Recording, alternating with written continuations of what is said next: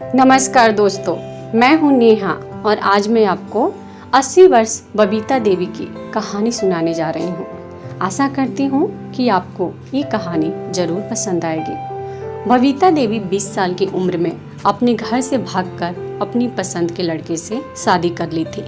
इसलिए उनके घर वाले उनसे नफरत करते थे। इसलिए जब से बबीता देवी ने अपना मायका यानी कि घर छोड़ा था, तब से दोबारा वह लौटकर अपने मायके नहीं गई थी। मायके के दरवाजे उनके लिए हमेशा के लिए बंद हो गए थे। इसलिए बबीता देवी का उनके पति के सिवा इस दुनिया में कोई नहीं था। शादी के बाद उनको 2 बेटे हुए।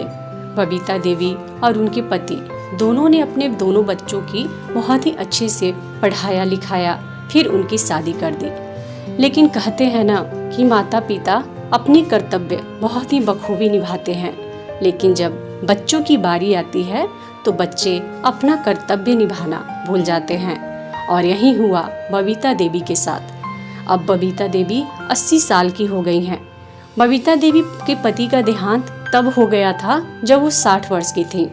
बबीता देवी एक छोटे से पुराने घर में रहती हैं, जिसको उनके पति ने ही बनवाया था। दोनों बेटे उनके साथ तो नहीं रहते, लेकिन ऐसा एक भी दिन नहीं रहता जब वो उनसे मिलने या उनकी सेवा करने नहीं आते हों। दोनों की पत्नियां भी दिन में आती हैं, यानी यूं ही समझ लीजिए कि उनका घर कभी खाली नहीं रहता। कोई ना कोई वहाँ उनकी सेवा चाकरी में लगा ही रहता है। दोनों बेटों ने अलग अलग अपना घर बना रखा है। सबकी अपनी पर्सनल लाइफ भी है और परेशानियां भी हैं। आदमी चाहे कितना भी बड़ा क्यों न बन जाए, उनकी परेशानी कभी कम नहीं होती है। अमीर से अमीर इंसान को भी यह परेशानी होती है कि वो अमीर कैसे बना रहे। दोनों बेटों ने कई बार जिद भी की कि माँ उनके साथ जाकर वहाँ रहें, लेकिन उन्होंने कहा कि वो यहीं रहेंगी। उसी घर में उन्हें और कहीं चैन नहीं आता है। आप ऐसा बिल्कुल मत सोचिए कि यह दोनों बेटे बड़े सुपुत्र हैं, इसलिए यह अपनी माँ की सेवा में लगे रहते हैं। दोनों बेटों को उनसे ज़्यादा प्यार या लगाव की असली वजह कुछ और ही है। वजह है उनकी माँ का एक बड़ा सा संदूक, एक बड़ा लकड़ी का संदूक जिस पर ताला लगा है। यह संदूक इनके जीवन में बहुत अहम भूमिका रखता है। इस संदूक के अंदर क्या है और कितना है, ना तो इन दोनों बेटों को पता है, ना ही इनकी पत्नियों को। बस जब से पिताजी गए हैं, माताजी को इस संदूक की रक्षा करते देखा है। इसलिए इन सभी ने अपने अपने अनुमान लगा रखे हैं। ना ही अनुमान, बल्कि इन्होंने तो एक आस ही लगा रखी है कि इस संदूक के खोलते ही यह क्या क्या करने वाले हैं। बबीता देवी उस संदूक को छोड़कर कभी नहीं जाती। कभी जाती भी हैं तो अपने कमरे में बड़ा सा ताला लगाकर ही बाहर निकलती हैं, और वो सिर्फ थोड़ी देर में ही वापस भी आ जाती हैं। दोनों बेटों और उनकी पत्नी की उस संदूक पर नजर ना जाने कब से है। सबने अपनी तरफ से अपनी अपनी कोशिश भी करके देख ली माँ को अपने साथ अपने घर ले जाने की, ताकि माँ के साथ उनका संदूक भी वहाँ से हिल सके। और फिर जाहिर सी बात है कि जिसके घर में माँ रहेगी उसका संदूक होगा। लेकिन सभी एक दूसरे की ही काट रहे हैं। इसकी कृपा है कि माँ के आगे पीछे माजी माजी करते न सिर्फ बेटे बल्कि बहुएं भी चक्कर लगाती रहती हैं। लेकिन बबीता देवी भी भली भांति अपने बेटे को समझती हैं। वो जानती हैं कि उनकी इतनी सेवा क्यों हो रही है। उनकी सेवा उनके संदूक के कारण हो रही है। उन्हें पता है कि जिस दिन यह संदूक इनके हाथ आ गया, उस दिन उनका मूल्य कुछ भी नहीं रह जाएगा। दोनों भाइयों और उनकी पत्नियों में यह बातें हैं कि माँ के पास न सिर्फ उनका सोना है, बल्कि उनकी सास का भी सोना इसी संदूक में है। माँ इसलिए इस संदूक की इतनी हिफाजत करती हैं। सभी अपनी अपनी कहानियाँ बनाकर बैठे हैं। किसी का दावा है कि उन्होंने संदूक को एक बार उठाकर देखा है, वो बहुत ही भारी है।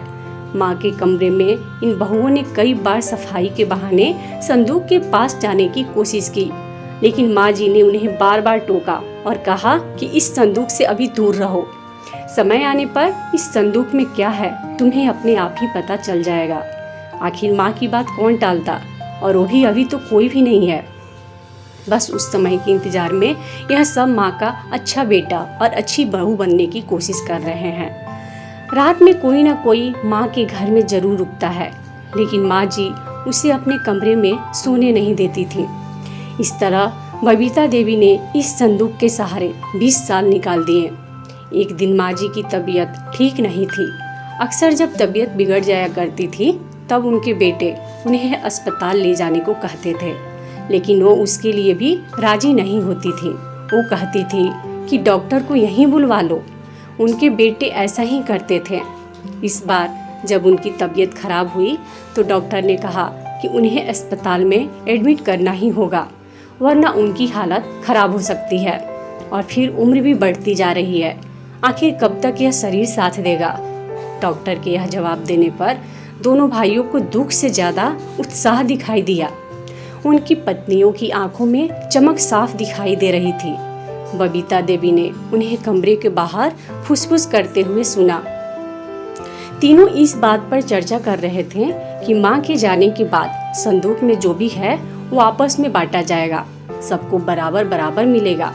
बबीता देवी ने जब यह सुना तो उनको अंदाजा लग गया कि अब समय हो गया है इन सबको यह बताने का कि आखिर इस संदूक में क्या है।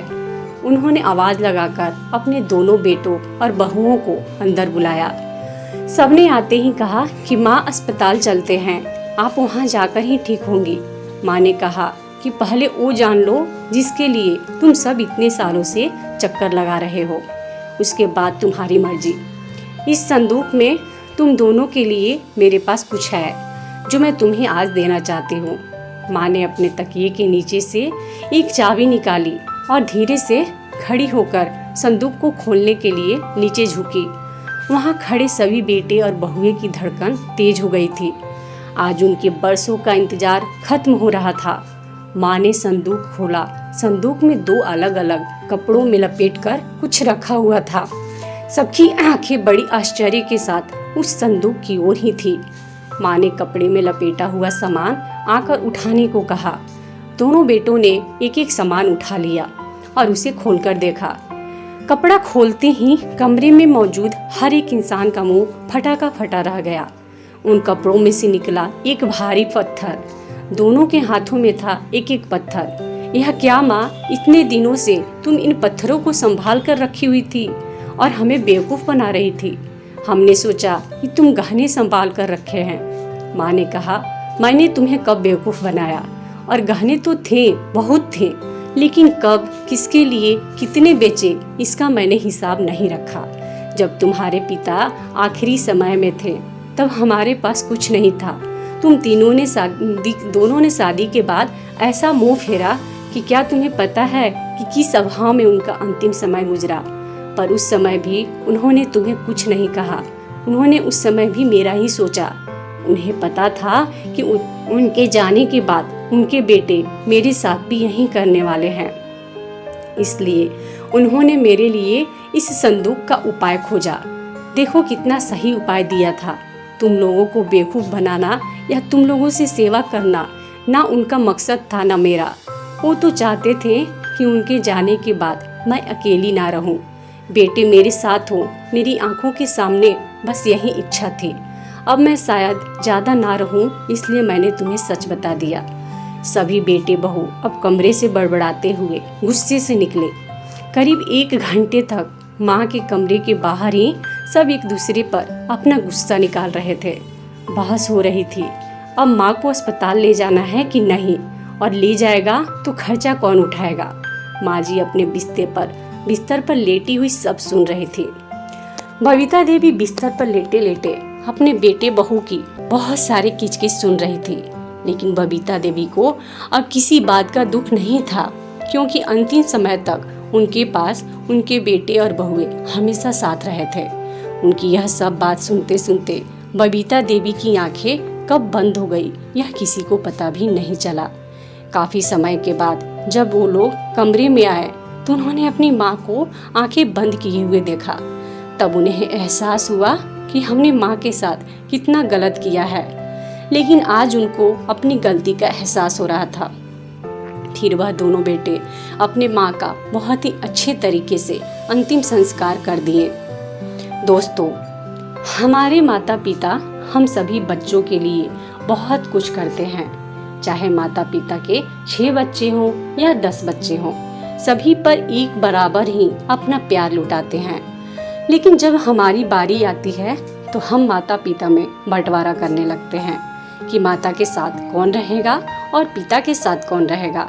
खर्च देखने लगते हैं। जरा सोचिए कि जब आप छोटे थे तो आपके माता पिता आपकी छोटी से छोटी और बड़ी से बड़ी ज़रूरत को भी पूरा करते थे।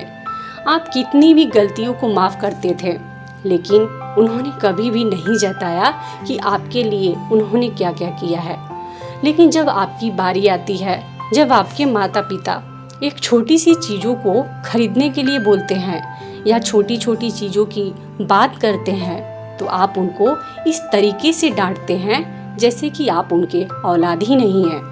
इतनी सारी समस्या उनके सामने दिखाने लगते हैं, लेकिन आप भूल जाते हैं कि आप अकेले अपने माता पिता का भार नहीं संभाल सकते हैं। लेकिन एक माता पिता सिर्फ 2 होकर अपने 10 बच्चों को अकेले ही संभाल लेते थे।